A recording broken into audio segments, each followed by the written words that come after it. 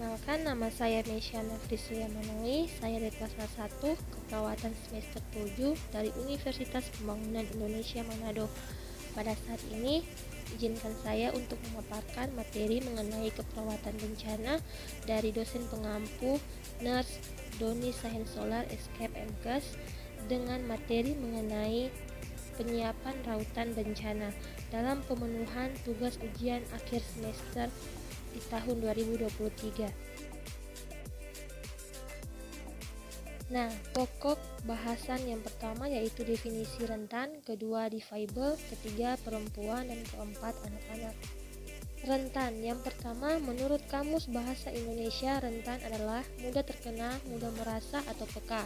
Kedua, kerentanan atau vulnerability adalah rangkaian kondisi yang menentukan apakah bahaya atau baik bahaya alam maupun bahaya buatan yang terjadi dapat menimbulkan bencana atau disaster atau tidak. Ketiga, kelompok masyarakat berisiko tinggi karena berada dalam situasi dan kondisi yang kurang memiliki kemampuan mempersiapkan diri dalam menghadapi risiko bencana atau ancaman bencana.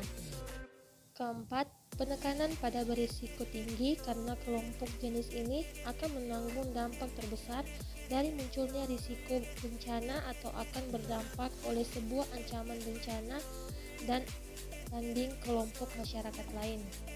Jenis-jenis kerentanan dapat berupa kerentanan fisik, bangunan fisik individu, kerentanan sosial, kemiskinan, lingkungan, konflik, tingkat pertumbuhan yang tinggi, anak-anak dan wanita, lansia dan stigma, kerentanan mental, ketidaktahuan, tidak menyadari, kurangnya percaya diri, memiliki tantangan kesehatan mental dan lainnya. Nah, kelompok rentan diantaranya yaitu difabel, perempuan, anak-anak, dan lansia. Difabel. Yang pertama, difabel, disabilitas atau keterbatasan diri, dapat bersifat fisik, kognitif, mental, sensorik, emosional, perkembangan, atau beberapa kombinasi dari ini. Kedua, istilah difabel dan disabilitas sendiri memiliki makna yang agak berlainan. Difabel atau different ability atau kemampuan berbeda didefinisikan sebagai seorang yang memiliki kemampuan dalam menjalankan aktivitas berbeda bila dibandingkan dengan orang-orang kebanyakan, serta belum tentu diartikan sebagai cacat atau disabled. Ketiga, sementara itu, disabilitas atau disability didefinisikan sebagai seorang yang belum mampu berakomodasi dengan lingkungan sekitarnya sehingga menyebabkan disabilitas. Nah, ini adalah klasifikasi dari beberapa nama jenis disabilitas dan serta pengertiannya. Yang berikutnya yaitu perempuan. Yang pertama, sebagian besar perempuan telah lama hidup dalam situasi dan sistem sosial patriarkik, di mana mereka yang berjenis kelamin laki-laki dianggap super dan memperoleh perlakuan istimewa dengan meminggirkan kaum perempuan. Kedua, dalam jangka panjang, perempuan telah mengalami marginalisasi bukan hanya oleh tradisi tertentu di setiap masyarakat, tetapi juga kebijakan-kebijakan politik. Ketiga, ibu hamil dan menyusui. Secara lebih khusus di kalangan perempuan, ibu hamil dan ibu menyusui memiliki resiko lebih besar lagi karena dia bukan hanya hidup sendiri, tapi juga membawa anak yang dikandung dan disusui itu. Peningkatan asupan gizi yang seimbang diperlukan untuk menjamin kelayakan hidup keduanya, sang ibu dan sang anak. Yang berikutnya yaitu perempuan. Sementara itu, perempuan masih jadi kelompok rentan kekerasan seksual di Indonesia. Survei Kementerian Pemberdayaan Perempuan dan Perlindungan Anak menunjukkan 1 dari 3 perempuan berusia 15-64 tahun pernah mengalami kekerasan fisik atau seksual. Yang berikutnya yaitu anak-anak. Yang pertama, kondisi lingkungan yang baik, sehat, dan terjamin atas rasa aman dari segala bentuk ancaman, ketakutan merupakan kondisi ideal bagi setiap orang, tak terkecuali untuk anak-anak. Kedua, anak adalah setiap individu yang dikategorikan karena ia berusia di bawah 18 tahun, termasuk pula yang masih berada dalam kandungan. Ketiga, menciptakan kondisi ideal bagi anak merupakan suatu hal yang penting karena perilaku dan karakter seseorang mulai dibentuk sejak ia kecil atau saat ia masih dikategorikan sebagai anak-anak.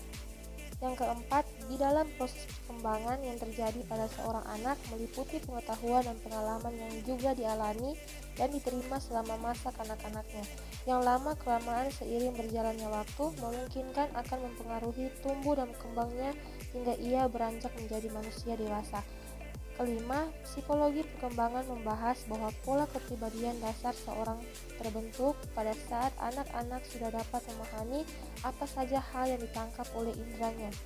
Keenam, pengalaman-pengalaman yang kurang menyenangkan dan kurang menguntungkan bagi diri seorang anak pada masa tumbuh dan perkembangannya akan memudahkan timbulnya masalah gangguan penyesuaian diri di saat dirinya tumbuh menjadi seorang yang dewasa. Ketujuh, adanya pengaruh lingkungan yang memicu timbulnya. Kedelapan, faktor segmental maksudnya adalah lingkungan memiliki pengaruh langsung yang ada kalanya berlangsung dalam satuan waktu yang singkat, ada pula yang berlangsung dalam jangka waktu yang lama. Kedelapan, ada saat di mana pengaruh lingkungan sangat kecil dan sebaliknya ada saat di mana pengaruhnya sangat besar bagi anak-anak. Kesembilan, peristiwa-peristiwa traumatis dapat menjadi contoh pengalaman yang menimbulkan reaksi dan akibat atau dampak yang mungkin sulit sekali hilangnya bagi anak, bahkan kadang-kadang terus diingat, membekas dan tidak bisa diperbaiki. Yang ke-10, hal-hal yang terjadi di lingkungan sekitar anak merupakan faktor yang dapat mempengaruhi terhadap perkembangan kepribadian dan kehidupan psikis anak. Yang ke-11, lingkungan kondusif yang tidak diliputi rasa takut akan menciptakan karakter seorang yang ada dalam keadaan normal atau dapat dikatakan baik-baik saja. Sekian dari presentasi saya ucapkan banyak terima kasih.